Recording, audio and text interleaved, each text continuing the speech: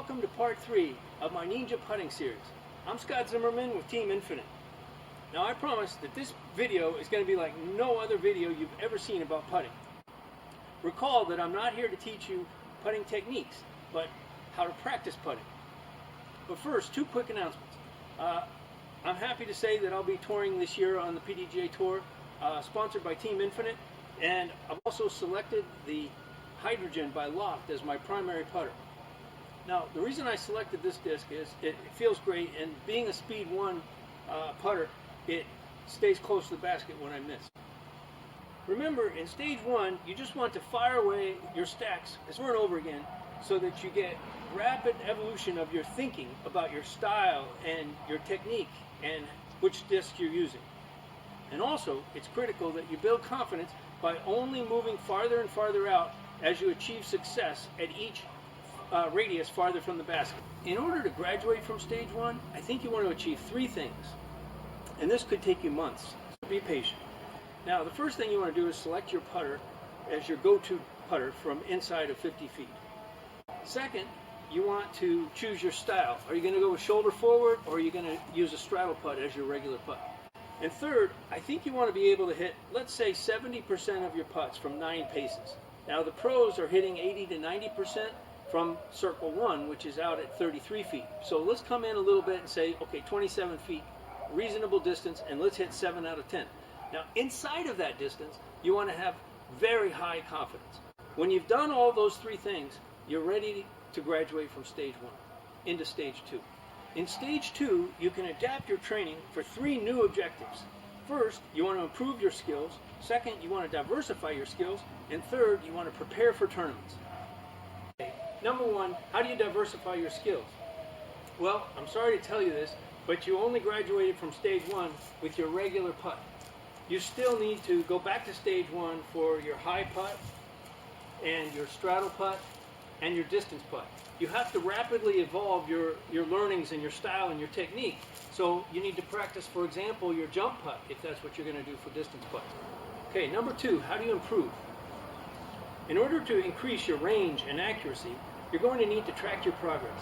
That means measure the status quo and write it down each day. Now, these are going to be more formal experiments than what we did in stage 1. I said those were experiments, but they were really more just kind of informal discovery. Imagine how athletes train for the Olympics with their national pride urging them and their coaches to shave just 1 millisecond off their score. Now, if you want to join the big leagues, you may want to get more formal in your putting practice. What I'm proposing here is not your father's putting practice. There are many formal tests that you can track.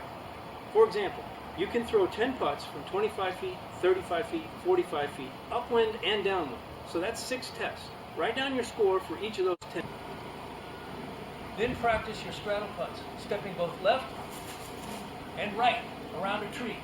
Practice that just from 25 feet, but both upwind and downwind. So that's 4 more tests. Now do a set of 10 high putts, say from 20, 25 feet, but do it both upwind and downwind. Also do a set of putts from your knees, say from 20 feet. Now, stage 1, I didn't call these a separate class of putts because the throwing motion is very similar to a regular putt or a straddle putt. It's kind of in between. But you still need to practice this, so it doesn't matter really whether you call it a class of putt or not. But practice getting as low as you can, because sometimes you're going to be under a tree branch. Okay, altogether, I just outlined 14 tests. That's more than enough to get started. Now, another thing you want to do to improve is to video yourself. See Simon Lazat's video about how to video yourself. Part 3 of stage 2 is about preparing for tournaments. I think there's at least 2 sub-aspects to that.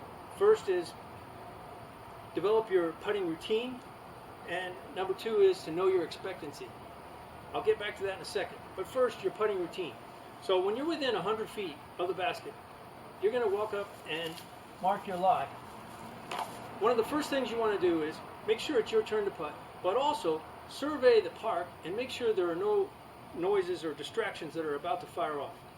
Now, as you step up to your lie, think about the distance to the hole, the wind. Is it coming consistently from one direction?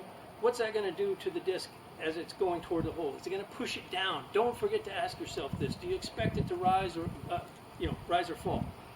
The next thing you want to do is prepare some kind of a mode that helps you get into concentration.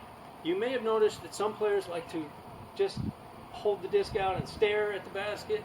Others go pretty quickly, and they go into a routine that once they've begun their motion, it's one continuous curve that flows, and the disc is coming out, whether you like it or not, at the end of that curve. Now that has a lot to be said for it. So develop your style. One thing I did is I looked at how NBA free throw shots are made by some of the best players in the game, and that helped me to think about how I'm going to zero in my concentration on a particular chain link before I'm ready to fire. One thing I forgot to mention about this prepare for tournament stage is that this is only about putting practice. Of course, there are many other things you're going to do to prepare for tournaments. And remember, don't let your toe get on your marker disc.